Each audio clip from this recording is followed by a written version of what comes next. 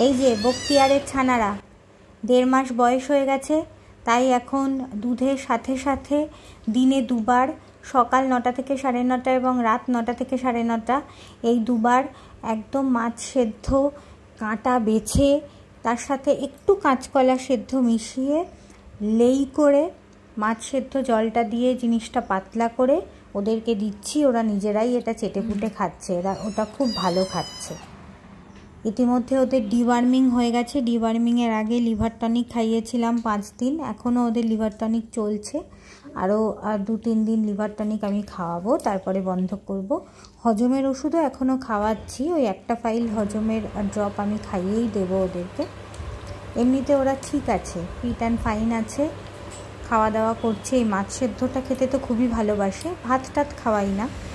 ইনি এখনও খাওয়ার ব্যাপারে একটু দুর্বল, একটু স্লো, বাকিরা গপ গপ করে খেয়ে নেয়, তাই ওকে আমি একটু খাইয়ে দিই।